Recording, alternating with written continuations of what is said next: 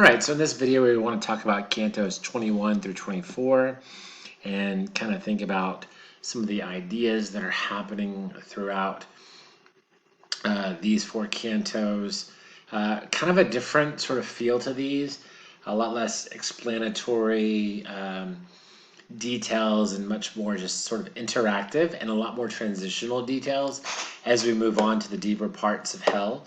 So we really want to talk about some of that transitional ideas along with some of the typical things that we've been seeing and how those play out. Now in Canto 21, we begin with these sort of descriptions of the devils, and we're going to be with these devils throughout this canto and a little bit into the next canto. And these devils is where we get the idea of our modern idea of the devil with horns and maybe a pitchfork and horned feet and things like that. We sort of get that from here. Now Dante obviously is also getting it from his time period too, but it is where we kind of get that picture from, this description of the devils that we see here in Canto 21. In 7 through 18, the lines, there's this sort of juxtaposed idea of the way that the devils are militarily ready, and it's being compared to sort of this mock simile that's being used. And the word there is arsenal, which is derived from the Arabic word meaning factory, and then the Italian, it really means shipyard. Now, we want to remember that Venice at the time was the most powerful navy in Europe. And so it's a striking comparison to the sort of rowdy and undisciplined devil army that we see here in the canto. Now, 29 through 45, you really see the description of the black devil, where they go into details and you get the idea of the horns. And what we see is that the devil here, he sort of hooks the sinner through the Achilles tendon and slings the sinner over a shoulder like a butcher that's taking an animal to slaughter, which is, of course, very much a parody of Jesus carrying the lamb in sort of the visual and the imagery of the Good Shepherd. We also see this as reference to Santa Zita, who died around 1278 and was venerated in her home city of Lucca. She was not canonized at 1300 when Dante was writing this. In Lucca, there is this ebony statue of the crucified Christ, and it's called the Holy Face, because this was supposedly carved by the apostle Nicodemus, except for the face, which appeared in a miraculous way while Nicodemus slept. And it's mentioned here within the canto itself as well. And so Dante is sort of talking and alluding to it being there, which goes along with Santa Zita.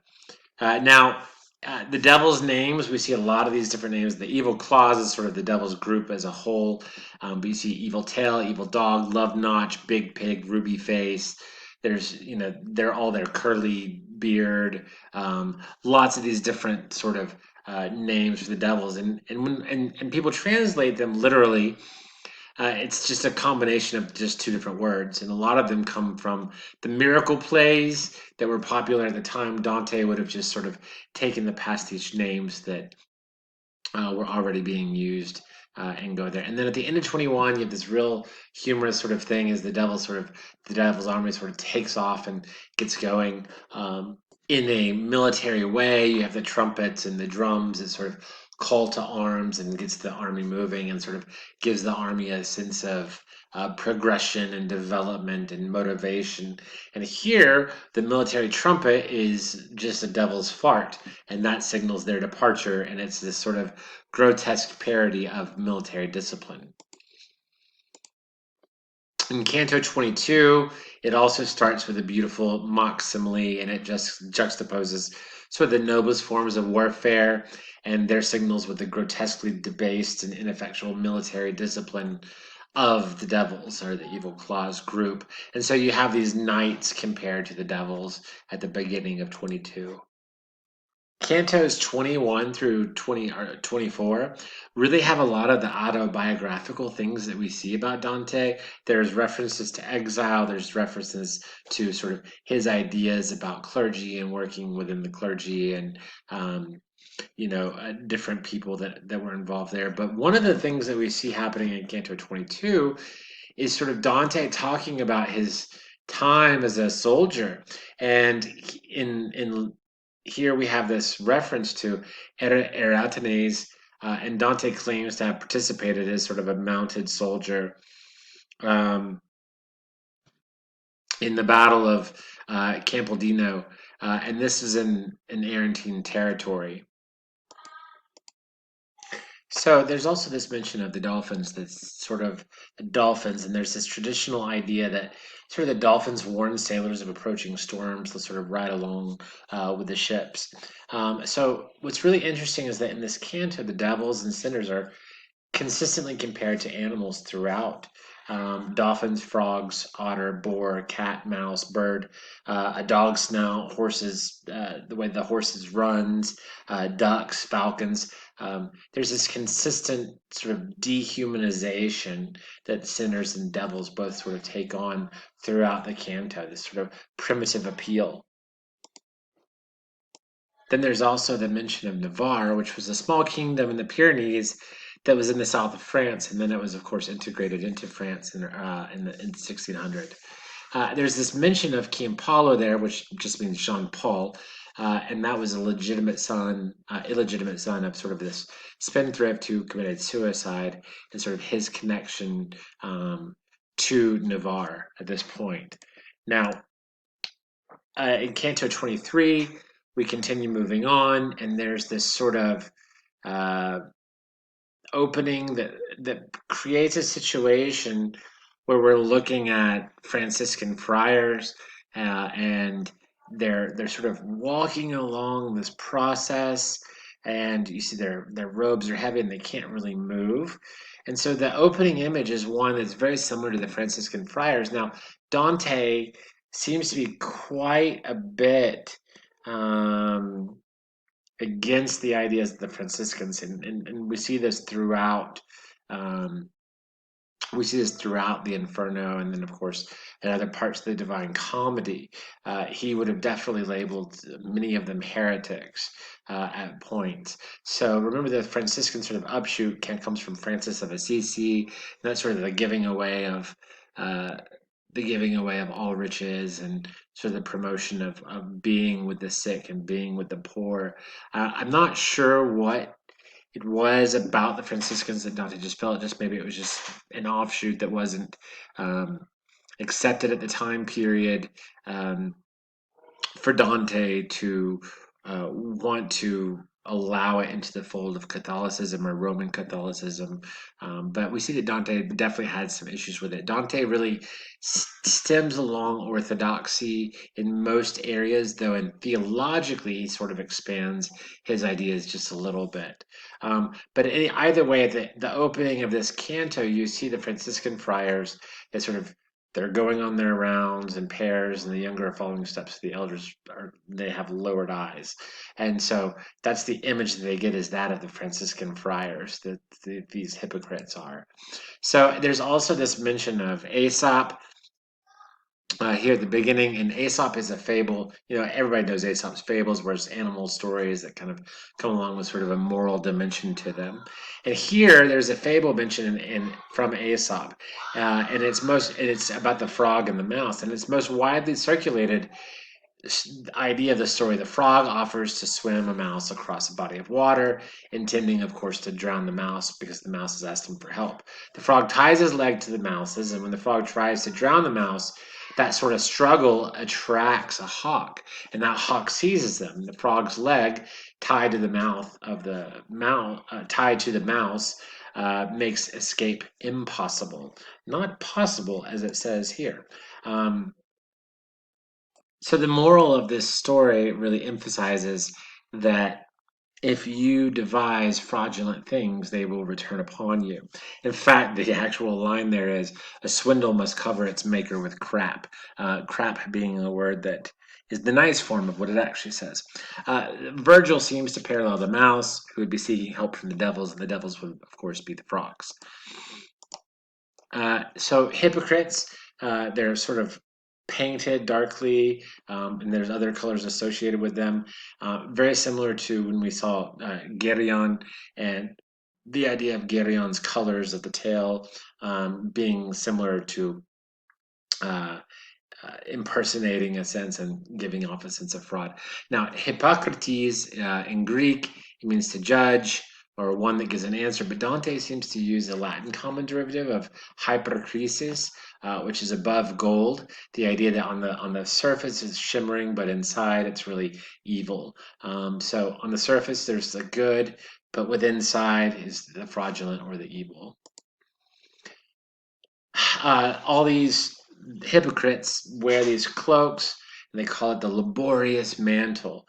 And there's this continued alertness for the hypocrite to conceal his true feelings, and that's symbolized by the weight of the cloak. And they can't move; they're caught up in their pretenses, and so it's also like they can't have spiritual progress too. They can't grow as humans because they're so caught up in the fraudulentness of what they are, and so that's why these mantles weigh so heavily and they can barely move. It also sort of refers to the luxurious garments that's mentioned in Mark and Luke, in particular to often the Sadducees and the Pharisees that would be there. At the end of Canto 23, they sort of cross paths with this man who is staked and staked in three places. So, of course, this is going to be an imitation of the crucifixion. Uh, Three stake just simply means one through each hand and then one through both feet. And so that's sort of that crucifixion reenactment. We learn soon that this is Caiaphas, and he's the high priest, and he was the head of the Sanhedrin, which was the Supreme Council in Jerusalem. And he suggested when he sentenced Jesus that, hey, one man should die for all the people, and that's what he did for Jesus' trial, which is ironic considering he was actually correct in that process. Um, but here Caiaphas is the one that's being crucified, and so Caiaphas and the others voted to condemn Jesus in order to silence his criticism of their hypocrisy, and so the mention of Caiaphas as he's laying there in state is that he's the one holding the weight of the hypocrisy of everyone else, which is of course a parody to Christ bearing the weight of sin for all people. In Canto 24, you have this opening. Canto 24 is this very interesting canto that seems to focus on a lot on the idea of transformation or metamorphosis. And so in the opening, you have these layering of levels of the cosmos. There's this description of all the different changes that we see in the landscape. And these changes in the landscape represent changes in Dante. They're taken a lot from Ovid's Metamorphosis, especially the seasons, the birth, and the and how seasons represent the birth and death of all living things, and how everything tends to change in all creatures over time. As we see there, we are met with the thieves here, and the thieves, we have a lot of this mention of snakes, and snakes become a huge part of this process. Um, the snakes sort of represent the archetypal thief, and because to Dante, the snake in the Garden of Eden, which was the devil, stole Adam and Eve from God.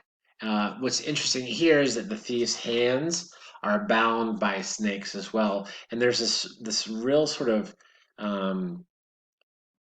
lots of motifs of penetration here where the serpents are sort of eating each other, and there's this idea of them copulating with each other, and so there's this real interesting feeling that they're all bound together, this extremity of being bounded. Then one of the thieves is actually burned to ashes, then immediately reconstituted, and is then compared to the phoenix. Now, the phoenix is often a symbol of Christ's resurrection, and so the thieves are therefore sort of imitating the crucifixion as well in Canto 24. Um, Last, we come into this guy whose name Vanni Fucci, however you want to do it and suggest it. He's nicknamed the Beast, which sort of suggests this idea of moral transformation. Now, he is going to be placed in here because he broke into the church of San Zeno in Pistoia and stole two silver tablets, or at least tried to steal two silver tablets with the images of the virgins and the apostles from the chapel of San Jacopo. And it's here that Dante sort of alludes to the idea of when Jesus goes into the synagogue and starts turning over the tables and calling it a den of thieves, and sort of that connection of um, this corruption stealing away from the people what is rightfully theirs. This guy, uh, Fucci, is nicknamed the Beast, and he also has this sort of thief background to him, which shows this lacking, this transformation, this form of fraud that he does, especially as it connects to the church. So that's really Cantos 21 through 24. A pretty quick video about these. There's, like I said at the beginning, it's a lot of transformational process. And once again, these four cantos really sort of represent a sort of autobiographical account for Dante. He tends to be very focused on this idea of military, the idea of exile, and then the idea of the interworking of thievery within the church, all of which are very important to the actual life uh, life of Dante and how he lived at the time.